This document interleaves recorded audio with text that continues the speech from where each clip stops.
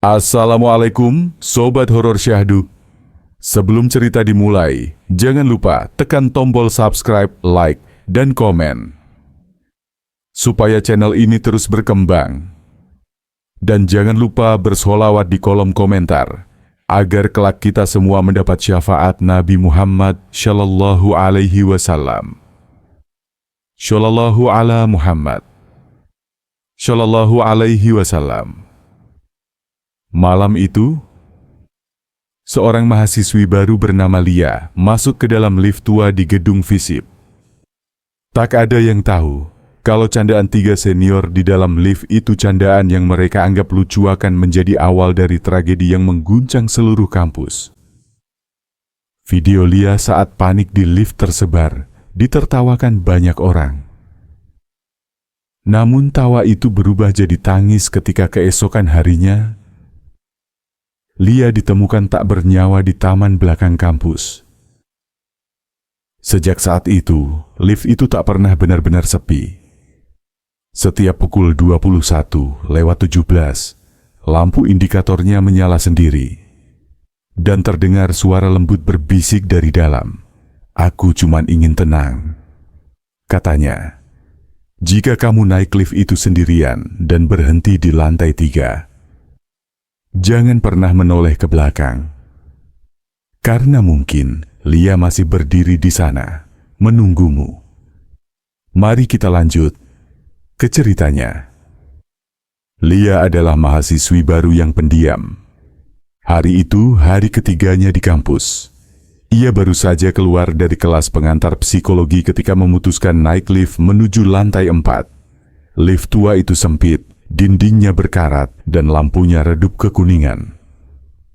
Begitu pintu hampir tertutup, tiga senior laki-laki masuk dengan tawa keras.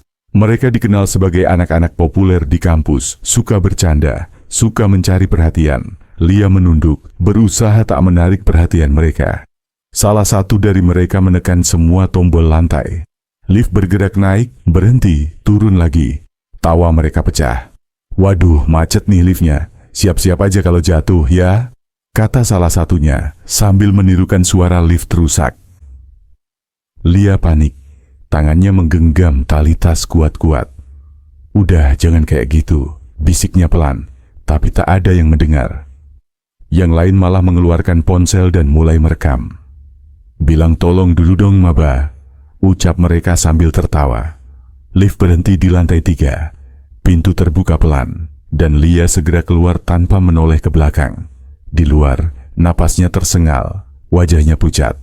Ia tak tahu kalau video itu sudah disimpan seseorang.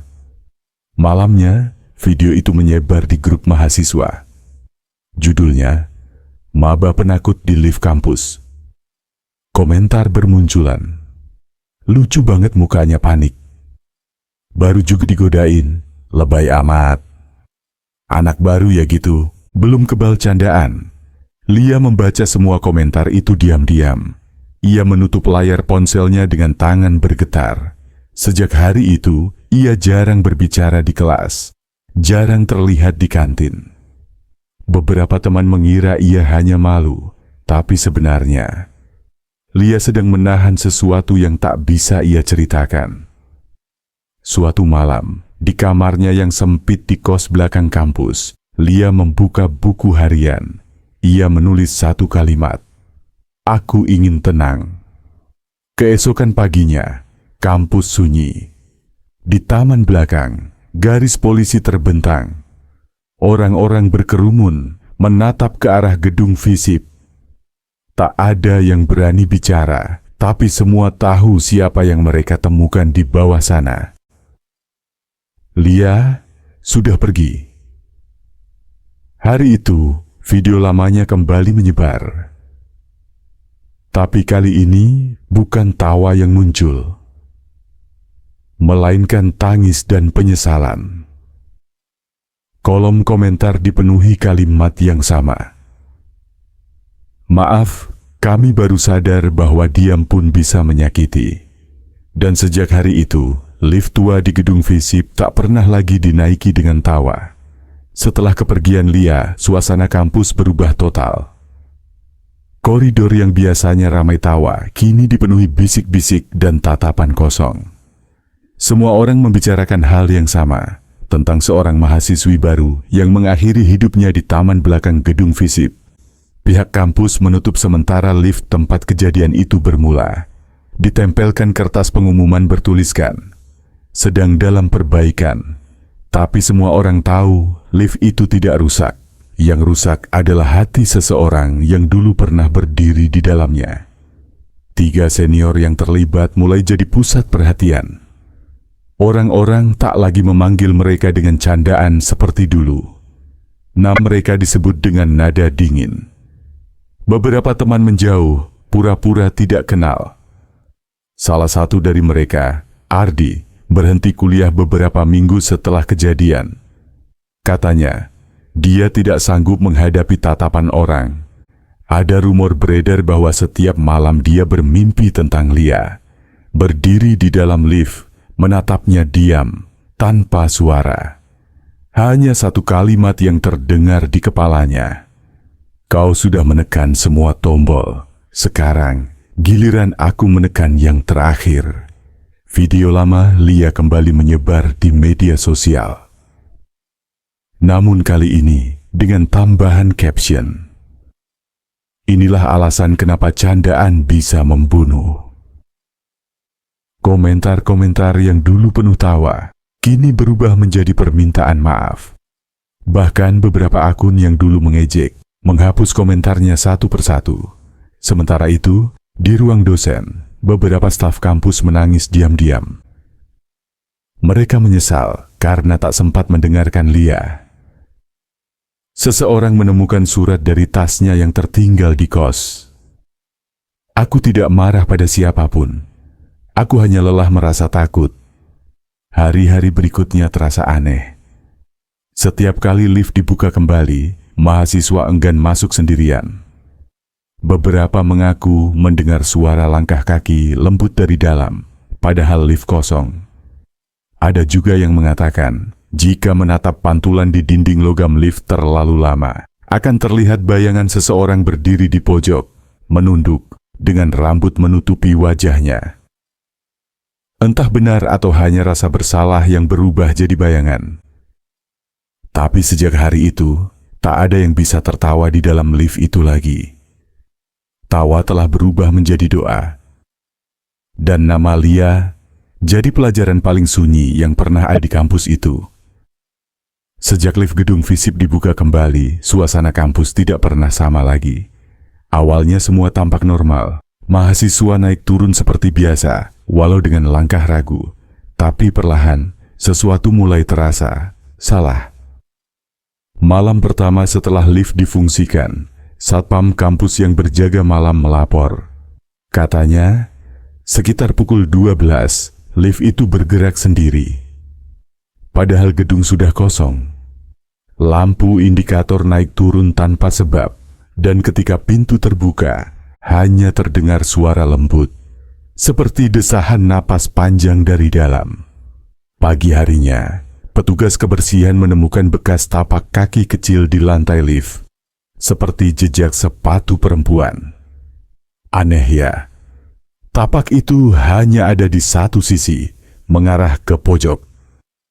Ketika dibersihkan, tak sampai 5 menit kemudian, muncul lagi.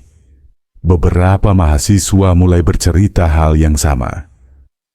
Mereka bilang setiap kali berdiri sendirian di dalam lift, suara musik dari speaker kampus yang biasanya pelan mendadak mati. Digantikan oleh suara klik, klik. Seperti tombol lift ditekan satu persatu, padahal tak ada yang menyentuh. Suatu sore Dina, teman sekelas Lia, terjebak sendirian di dalam lift selama hampir 2 menit. Lift tiba-tiba berhenti di lantai 3. Lampunya berkedip, dan di pantulan pintu logam, ia melihat bayangan seseorang berdiri di belakangnya. Rambut panjang, wajah menunduk, seragam putih abu. Dina berbalik, tak ada siapa-siapa. Tapi di panel tombol, lampu menyala di semua lantai. sama seperti video Lia dulu. Sejak saat itu, tak ada yang mau naik lift sendirian. Kabar tersebar cepat. Orang-orang bilang arwah Lia belum tenang. Ada yang bersumpah mendengar tangisan pelan dari dalam lift saat malam hari. Ada pula yang mengatakan melihat tulisan samar di cermin lift. Aku hanya ingin tenang. Pihak kampus menutup lift lagi untuk kedua kalinya. Tapi gangguan tak berhenti.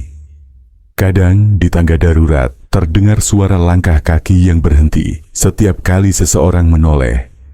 Dan di taman belakang tempat Lia ditemukan, bunga yang ditanam mahasiswa selalu layu setiap minggu. Tak ada yang bisa menjelaskan. Namun semua sepakat, sejak kejadian itu, kampus FISIP tak lagi seperti dulu. Setiap sudutnya menyimpan penyesalan, dan setiap tawa yang dulu terdengar sekarang digantikan dengan keheningan yang berat. Taman belakang kampus FISIP dulunya tempat favorit mahasiswa untuk beristirahat. Ada bangku kayu panjang di bawah pohon flamboyan tua, kolam kecil dengan air mancur, dan jalur batu yang menuju area parkir dosen. Tapi sejak kejadian Lia, taman itu jadi tempat paling sepi di seluruh kampus. Siang hari, taman terlihat biasa saja. Namun menjelang sore, saat matahari mulai turun dan bayangan pohon memanjang ke tanah, suasana berubah. Angin yang lewat terasa dingin dan lembab, seolah membawa sesuatu yang belum selesai. Malam itu, Ardi, salah satu senior yang dulu mempermainkan Lia, datang ke taman seorang diri. Dia menunduk di depan bangku yang kini dipenuhi bunga putih kiriman mahasiswa. Di tangannya ada selembar kertas, entah doa, entah penyesalan. Dia membakar kertas itu pelan-pelan, lalu berbisik lirih, "Aku minta maaf, Lia. Tolong berhenti muncul di mimpiku." Saat abu kertasnya terbang, angin tiba-tiba berhenti. Sunyi. Kolam kecil di depannya bergolak pelan, meski tak ada batu yang jatuh. Ardi memandangi permukaan air, dan di sana ia melihat pantulan wajah Lia. Rambutnya basah, matanya kosong, dan bibirnya bergerak tanpa suara. Ardi mundur panik, tapi suara dari belakang membuatnya membeku. "Kau menertawakan aku, kan?" Ia menoleh. Tak ada siapa-siapa. Namun dari arah lift yang terhubung lewat koridor kaca di belakang taman, lampunya tiba-tiba menyala, satu persatu dari lantai dasar sampai ke atas. Sejak malam itu, Ardi tak pernah lagi datang ke kampus. Orang bilang dia pindah kota. Tapi ada yang bersumpah melihatnya beberapa hari kemudian, berjalan tanpa alas kaki di depan gedung FISIP dengan mata kosong dan mulut terus berbisik. Aku dengar suaranya di taman. Dia memanggilku lagi. Mahasiswa mulai ketakutan. Tak ada yang berani lewat taman setelah maghrib. Bahkan satpam pun mengaku setiap kali berpatroli, mereka mendengar suara langkah di antara batu taman, disertai aroma melati yang datang tiba-tiba. Taman yang dulu tenang, kini jadi tempat paling dihormati dan ditakuti. Orang-orang meletakkan bunga setiap hari Jumat, berharap arwah Lia benar-benar pergi. Tapi setiap kali bunga itu layu keesokan harinya, semua tahu Lia belum tenang. Kos Lia berada di gang kecil di belakang kampus. Bangunannya sederhana, bercat krem, dengan deretan kamar berjejer seperti lorong asrama. Kamar Lia berada di ujung, nomor 12. Sejak ia meninggal, kamar itu dikunci dan tidak disewakan lagi. Pemilik kos bilang, biar tetap kosong. Kasihan, anak itu baik. Namun seminggu setelah kejadian, penghuni lain mulai mengeluh. Mereka sering mendengar suara dari kamar Lia, padahal pintunya terkunci rapat. Suara seperti seseorang sedang menulis di buku, kertas diseret pena perlahan. Kadang juga terdengar langkah kecil dari dalam, berhenti tepat di balik pintu. Malam pertama, yang paling menakutkan dialami oleh Rani, teman sekamar Lia dulu sebelum pindah ke kamar lain. Sekitar pukul 1 dini hari, ia terbangun karena mendengar suara air dari kamar mandi Lia. Rani sempat berpikir mungkin ada orang masuk tanpa izin, tapi ketika ia mendekat, dari balik pintu kamar terdengar suara lembut. "Rani, kamu di situ?" Rani langsung kaku. Suara itu jelas suara Lia, pelan, gemetar, seperti dulu ketika mereka masih sering belajar bersama. Dengan tangan gemetar, Rani berbisik, "Lia, kamu di mana?" Tak ada jawaban. Hanya suara kertas disobek pelan, lalu langkah kaki menjauh ke arah jendela. Keesokan harinya, pemilik kos memeriksa kamar itu. Kunci masih utuh, tidak ada tanda-tanda dibuka. Tapi di atas meja belajar, ada buku harian Lia yang terbuka. Di halaman terakhir, tulisan baru muncul dengan tinta segar. "Aku ingin tenang," tapi mereka belum berhenti menertawakan. Pemilik kos menutup buku itu cepat-cepat dan menaruhnya kembali di laci. Sejak hari itu, ia selalu menaruh bunga melati di depan kamar Lia setiap malam Jumat. Namun beberapa kali bunga itu hilang keesokan paginya. Hanya tersisa aroma lembut melati di udara. Mahasiswa yang dulu menyewa kos itu satu persatu pindah. Mereka bilang sering melihat bayangan perempuan duduk di tepi ranjang Lia, menatap keluar jendela. Kadang terdengar suara isak pelan, kadang hanya bisikan, "Aku cuman ingin tenang." Kamar 12 akhirnya dibiarkan kosong. Catnya mulai mengelupas dan debu menebal di jendela. Tapi setiap malam tertentu, terutama menjelang tanggal Lia meninggal, lampu di dalam kamar itu menyala sendiri. Seolah ada seseorang di dalam yang belum selesai menulis kisahnya. 2 minggu setelah kejadian di kos Lia, pihak kampus menerima sebuah surat tanpa nama. Surat itu ditemukan di meja resepsionis fakultas di antara tumpukan berkas mahasiswa. Kertasnya lusuh, tulisannya rapi, tapi tintanya seperti baru saja mengering. Di pojok kanan bawah tertulis satu kata, "Lia." Awalnya staf kampus mengira itu surat dari keluarga. Namun begitu dibaca, isi suratnya membuat semua yang hadir terdiam. Aku sudah memaafkan mereka, tapi kenapa mereka belum berhenti menertawakan? Aku hanya ingin kuliah seperti orang lain. Tapi setiap langkahku di koridor, mereka buat jadi bahan lelucon. Aku masih di sini, mendengarkan, melihat. Tolong, beri aku tenang. Tak ada yang tahu siapa yang menulis surat itu, atau bagaimana bisa sampai di meja fakultas. Namun anehnya, tulisan tangannya identik dengan catatan di buku harian Lia. Dosen pembimbing yang dulu menandatangani formulir Lia bahkan mengenalinya. "Ini tulisan Lia," katanya dengan suara gemetar. Sejak surat itu muncul, gangguan di kampus makin sering terjadi. Lampu di lorong fakultas padam mendadak setiap malam. Printer administrasi menyala sendiri, mencet lembaran kosong kecuali satu kalimat samar di pojok bawah. "Aku ingin tenang." Mahasiswa mulai takut datang sore hari. Beberapa kali, ketika mereka lewat depan lift, pintunya terbuka sendiri, padahal tombol tak ditekan. Dan dari dalam, samar-samar terdengar suara perempuan berbisik pelan, seperti memanggil nama seseorang. Suatu malam, penjaga kampus yang berjaga lembur melihat selembar surat melayang keluar dari lift yang terbuka. Ia mengambilnya. Tulisan di atasnya hanya satu baris. "Aku sudah memaafkan, tapi aku belum dilupakan." Esok paginya, kabar surat itu tersebar di seluruh kampus. Beberapa mahasiswa berdoa di depan lift, menaruh bunga dan lilin kecil. Namun ada juga yang malah merekam, memancing sensasi, seolah tragedi Lia hanyalah kisah untuk konten.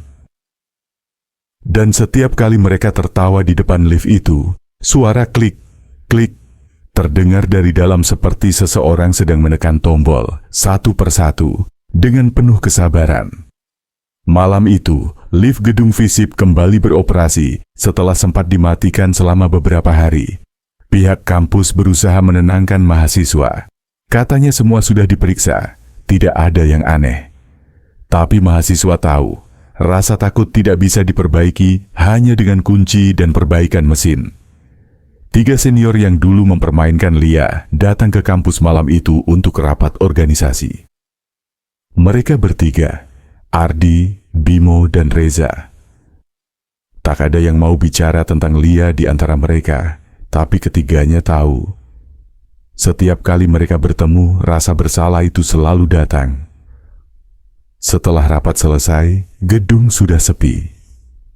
Hanya suara angin dari ventilasi dan lampu neon yang berkelip.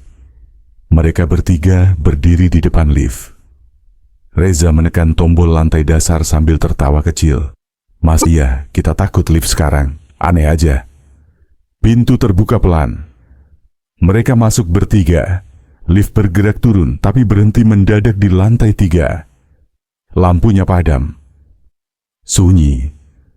Ardi menyalakan senter dari ponsel. Cahaya kuning menyorot panel tombol. Semuanya mati. Namun di cermin lift, bayangan mereka tampak lebih banyak dari 3. Ada satu siluet di pojok, berdiri diam, dengan rambut panjang menutupi wajah. Bimo menoleh cepat. Tak ada siapa-siapa. Tapi saat menatap lagi ke cermin, sosok itu lebih dekat. Tepat di belakang Reza. Tiba-tiba suara tawa lirih terdengar dari speaker lift, pelan tapi jelas. Tawa perempuan. Tawa yang berubah jadi tangisan sesenggukan, seperti seseorang yang memohon ampun. Reza memukul-mukul pintu lift panik. "Buka, tolong buka." Lampu menyala tiba-tiba. Pintu terbuka di lantai dasar. Mereka bertiga berlari keluar tanpa menoleh. Namun sejak malam itu, ketiganya berubah. Bimo berhenti kuliah. Reza tak pernah lagi naik lift, bahkan untuk ke lantai 2. Sedangkan Ardi mulai bicara sendiri, seolah sedang minta maaf pada seseorang yang tak terlihat. Mahasiswa lain sering mendengar suara tawa perempuan dari dalam lift setiap tengah malam. Tawa itu tidak keras, tapi cukup untuk membuat siapapun yang mendengarnya merinding.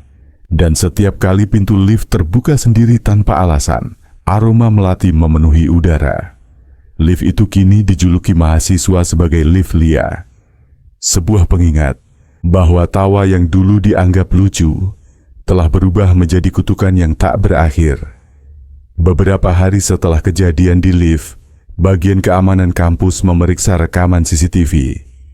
Salah satu petugas Pak Darto yang sudah bekerja di sana selama 20 tahun menemukan sesuatu yang aneh. Rekaman malam itu seharusnya hanya memperlihatkan 3 mahasiswa, Ardi, Bimo, dan Reza, masuk ke dalam lift pukul 21:17. Namun di detik ke-25, ketika pintu lift hampir tertutup, tampak bayangan samar di luar pintu. Sosok perempuan berambut panjang berdiri diam menatap ke arah kamera. Pak Darto berhenti memutar video. Dia zoom wajah itu. Kabur, tapi cukup jelas untuk membuatnya menggigil. Wajah itu pucat, dengan mata gelap kosong, seperti tidak memiliki bola mata. Ia memundurkan rekaman. Bayangan itu tidak muncul di kamera lorong, tidak juga di kamera tangga. Seolah hanya terekam oleh kamera lift. Lalu di menit kedua, ketika ketiga mahasiswa itu mulai panik, terdengar suara samar dari speaker CCTV. Suara perempuan berbisik pelan. "Kamu takut, kayak aku waktu itu?" Rekaman itu berhenti tiba-tiba. Layar CCTV berkedip, lalu semua data malam itu hilang. Hard disknya terbakar sebagian, meski tidak ada korsleting. Sejak saat itu, ruang keamanan jadi tempat yang dihindari. Pak Darto tidak pernah lagi mau jaga malam. Ia berhenti bekerja seminggu kemudian, hanya meninggalkan satu pesan di laci meja kerjanya. Dia masih di sana, dan dia belum tenang. Kabar tentang rekaman itu menyebar cepat di kalangan mahasiswa. Beberapa orang bahkan mencoba naik lift tengah malam untuk membuktikan, tapi tidak ada yang berani menekan tombol lantai 3. Karena konon jika kamu berhenti di sana, pintu lift akan terbuka sendiri, dan akan terdengar suara bisikan lembut di telingamu. Kamu mau tahu rasanya dikurung, kayak aku? Sejak malam itu, setiap pukul 21:17, lift kampus selalu berhenti sendiri di lantai 3. Lampu indikatornya menyala, walau tak ada siapapun di dalamnya. Sejak malam di lift itu, Ardi tak pernah lagi bisa tidur dengan tenang. Setiap kali ia memejamkan mata, wajah Lia selalu muncul, pucat, diam, tapi matanya seolah menyimpan sesuatu yang tak terucap. Ia mencoba meyakinkan diri bahwa itu hanya rasa bersalah. Namun semakin ia berusaha melupakan, semakin sering Lia datang dalam mimpinya. Malam pertama, Lia hanya berdiri di kejauhan, menatapnya. Malam kedua, Lia mulai berbicara. "Ardi, kamu ingat aku bilang apa waktu itu?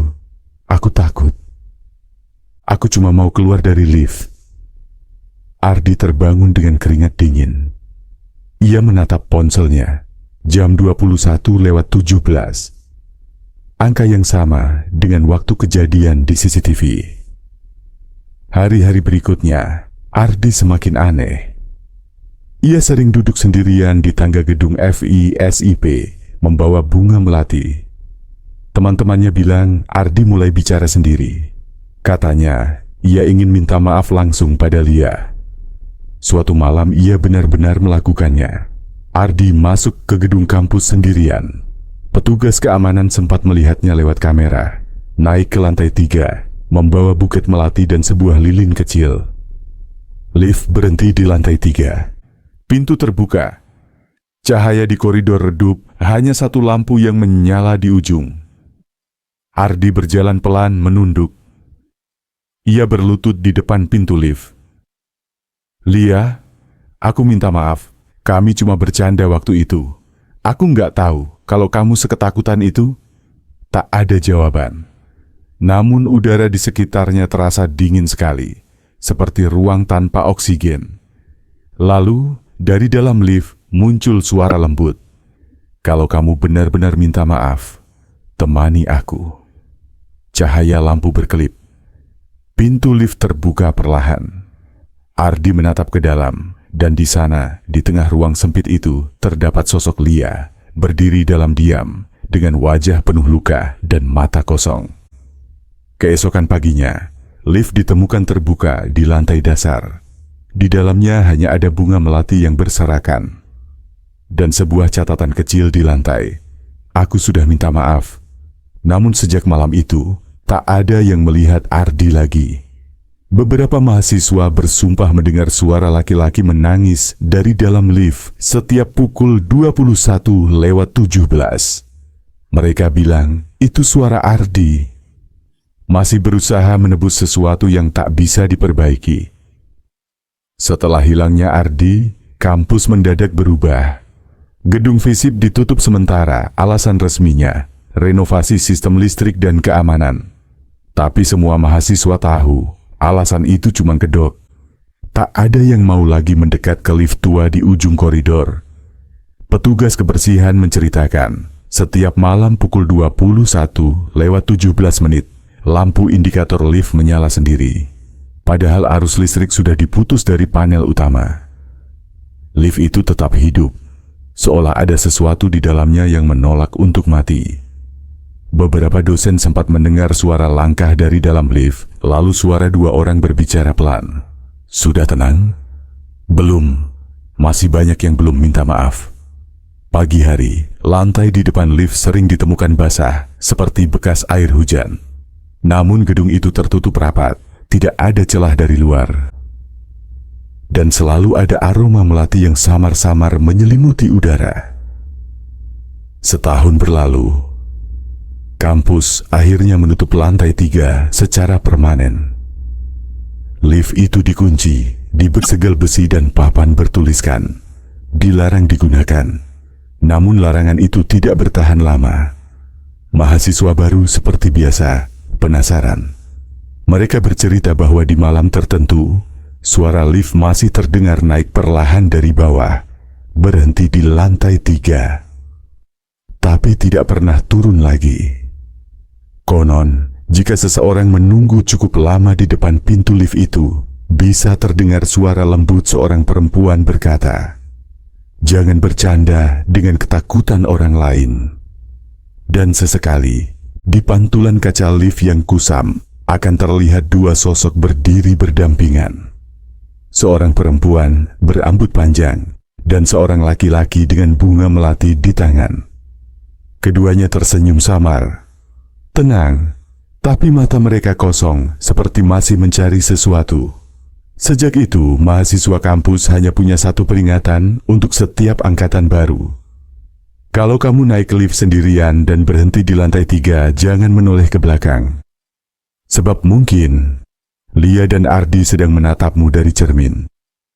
Lift itu kini dikenal dengan satu nama yang tak akan pernah dilupakan. Lift yang tak pernah turun. Kesimpulannya dari cerita ini adalah, jangan pernah meremehkan perasaan orang lain, karena candaan kecil bisa meninggalkan luka besar yang tak terlihat. Tamat.